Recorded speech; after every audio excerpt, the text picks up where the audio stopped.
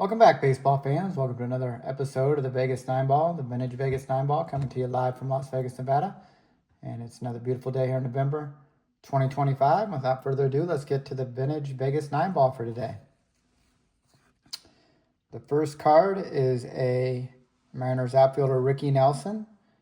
And I guess he went to the garden party and no one recognized him. He didn't look the same. Not the Ricky Nelson that I remember, but Ricky Nelson, the outfielder.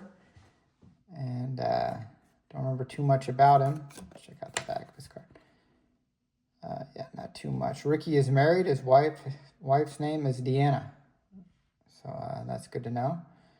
And Ricky Nelson, not the singer, but the baseball player. And don't remember too much about him, but here, looking sharp in those Mariners digs. Ricky Nelson. Next card is a Pete Rose.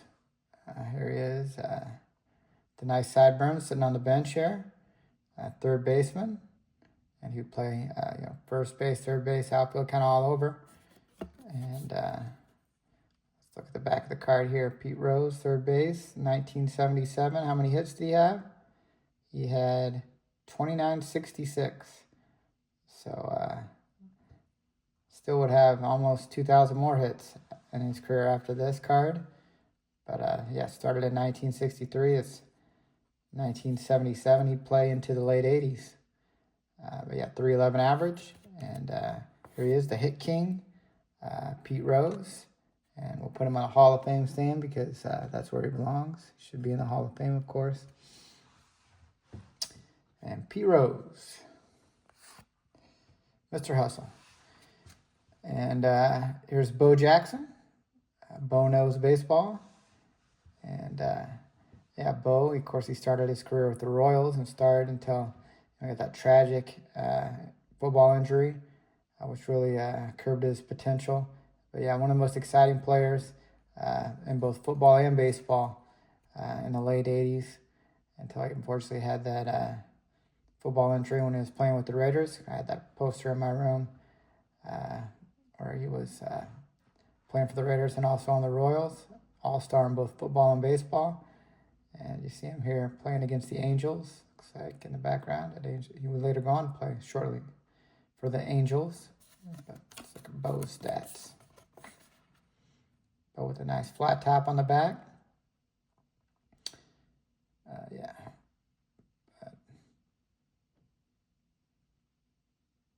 Bo added to his legend when he came back from a debilitating hip injury to play baseball once again. And he can do everything, Tony Gwynn says. It's scary to see a guy with that size, without an ounce of fat, who can run like the wind, who's got an arm like a cannon, and is redefining the game. So Bo knows. We'll put Bo on the stand for his unlimited potential. Unfortunately, it was cut short by that tragic hip injury. Next card is Carlton Fisk, looking sharp in those Sox digs. And I like the purple and green of this early Topps card in the 80s. 1982 Topps. And Carlton's 3-run home run defeated the Bo Sox, 4-10-81. Of course, he came from the Bo Sox. And I'm sure that was very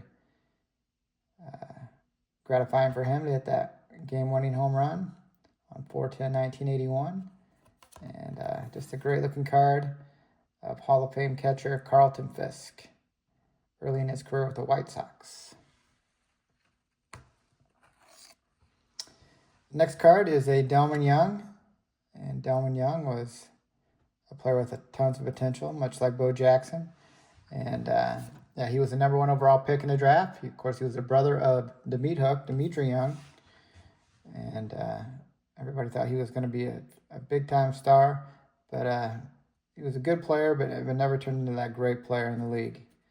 And here he is, signature stars Delman Young, playing for the Twins.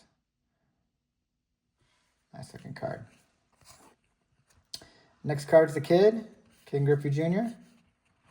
And it's his Gold Cup card.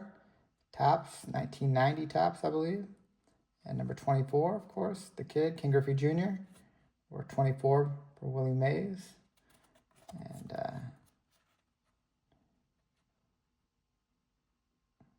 yeah, just a beautiful card.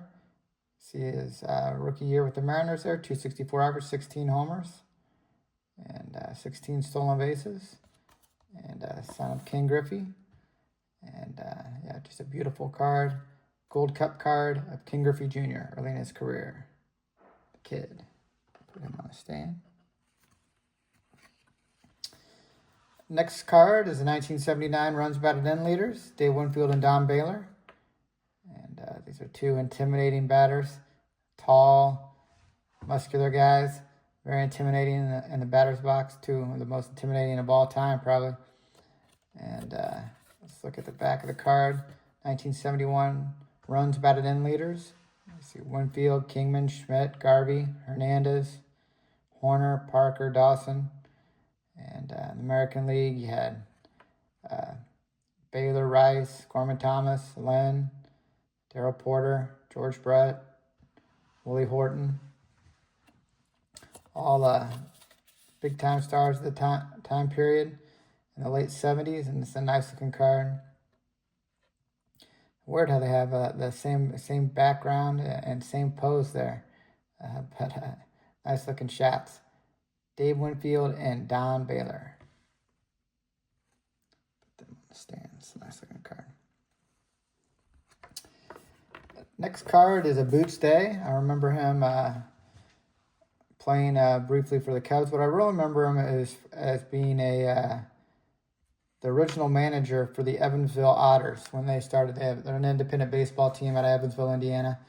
And I remember going down there and watching a few games when I was a kid at their ballpark, Bosse Field. And it's still in operation today, Bosse Field. I think it's the third oldest baseball park still in operation behind Wrigley Field and Fenway Park. And I remember Boots Day, he played briefly with the Cubs, was their first manager and for the Evansville Otters. And yeah, here he is looking to sharpen those Expos digs with the red, white, and blue hat. And yeah, Boots Day, manager of the Evansville Otters. And the last card of the Vegas 9 for the day is Joe Nuxhall, looking awfully old here with his gray hair. It's kind of ironic because Joe Nuxhall was the youngest player to ever play in the big leagues.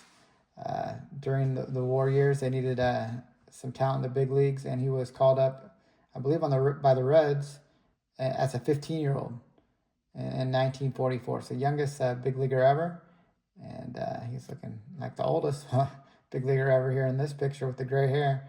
But yeah, he would go on to be a legendary Reds announcer. And let's look at his stats. Yeah, you see the first year, 1944, and then it would be 8 years before he got back in 1952. But yeah, that 1944 only played in the one game. Looks like he had a 45 ERA as a 15-year-old. But then, yeah, would make his way back to the big leagues in 1952 and stay for several years. And you look at his win-loss record, 135 and 117 with a 3.9 ERA. So, yeah, good big league pitcher for a long time, but most famous for coming to the big leagues during World War II as a 15-year-old.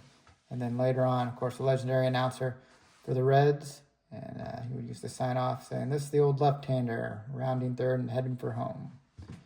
And yeah, Joe Nuxhall for the Reds, youngest player ever to play in the big leagues.